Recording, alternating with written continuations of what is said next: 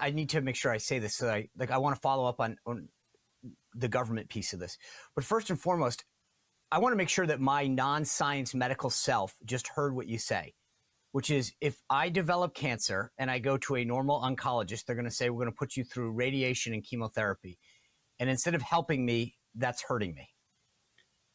Not only is that hurting you, finally, at this ASCO 2025, which is the largest collection of oncologists in the world in Chicago just last month, they finally recognize that that's what's happening. Finally, there's a paper that just got published that if you get radiation, you actually induce metastasis. It's taken 30 years for people to accept that and open their eyes. And they then say, oh my God, if only we have a treatment to prevent that. Thank God that treatment got approved in 2024 by us, which actually shows it protects your natural killer cells during radiation. So what if God forbid someone that I know myself got diagnosed with cancer, what should they do instead? Sadly, what happened, after I did the Tucker Carlson show, we have now almost 10,000. 8,000 immediately request desperate people for this treatment. I said, this is not possible. In my Los Angeles clinic, I can't manage the 8,000. If it was all available, I want to put this throughout the nation.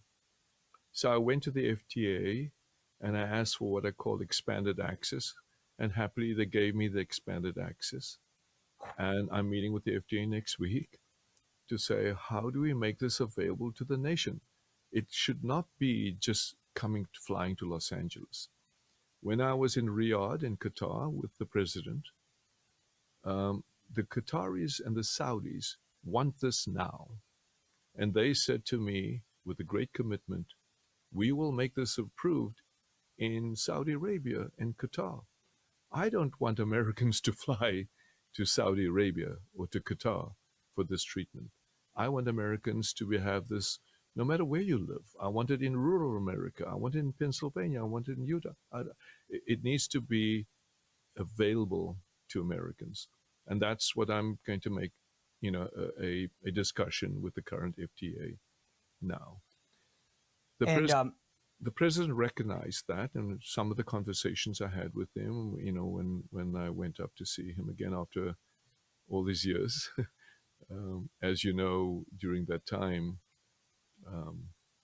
we'll get into that discussion we had at Bedminster at some point. But he recognized the opportunity to have this bioshield available for the nation to protect us from radiation, protect us even from bioterrorism, from infection, from dirty bombs. So this is the first countermeasure protection for the nation.